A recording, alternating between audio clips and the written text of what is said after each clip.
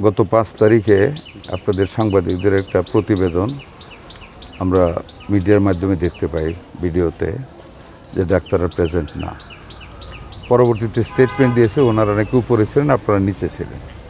কোনটা totally accurate আমরা জানি না, যে কারণে আজকে আমাদের যেটা আমরা রেগুলার শুরু করেছি পরিদর্শন করা, তার অংশ হিসেবে এবং ওইটার উপর ভিত্তি করে আজকে এখানে আসা, দেখার জন্য সত্যিকার পরিস্থিতিটা কী, যা আমরা শুনি তার থেকে কি এটা ব্যতিক্রম নাকি ওই রকমই সত্য, মানুষ সেবা পাচ্ছে না এরকমই নাকি।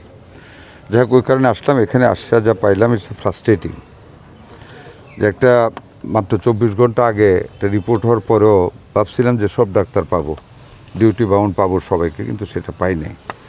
এই হাসপাতালে আপনার টোটাল 27টা পোস্ট আছে, কর্মরত আছেন পোস্টেড ডাক্তারস আছে 21 জন, তার মধ্যে আমরা প্রেজেন্ট পেয়েছি 8 জন, আর আপনার 4 জন আছে, কয়জন?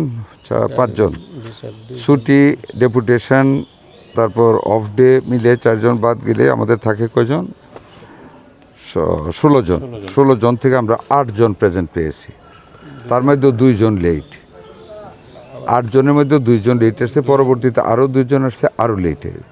This is the senior. ধরেন লেটেরটা যদি আমরা অ্যাকসেপ্ট করেও নিয়ে যাচ্ছে আসছে, তারপরে আমাদের টোটাল প্রায় 7 জন মেডিকেল টেকনোলজি 7 জনের অ্যাবসেন্ট আছে। এই হলো সিনারিও। আমি ঠিক 8:30টায় 8:30 আমি ঢুকেছি। আমি রাস্তায় একটু গাড়িতে বসেছিলাম 8টা বাজার জন্য। ঠিক 8:30টায় আমি এখানে ঢুকেছি। 8:30টায় এসে আমি আরএফওকে এখানে, আমি টিএইচএফকে আমি এখানে পেয়েছি, আরও কজন পেয়েছি, যা ইমার্জেন্সি ডাক্তার পেয়েছি। 2 জন লেট সহ আমরা পেয়েছি 8 জন উপস্থিত টোটাল পোস্টের মধ্যে। এইটা আমরা ধরেন ব্যবস্থা তো এটা দেখেন, এটা একটা চাকরি।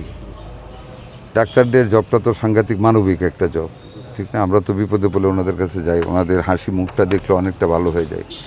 আমার কথা হলো, এটা চাকুরি তো, এটা না মানুষের সেবা করার জন্য। আমরা তো বলতেছি আমরা জনগণের গোড় ধরে আমরা পাবলিক হেলথ কেয়ারটা আমরা পৌঁছে দেবো, চিকিৎসা সেবা পৌঁছে দেবো, তো পৌঁছাবো তো ডাক্তার সাহেবদের দিয়েই।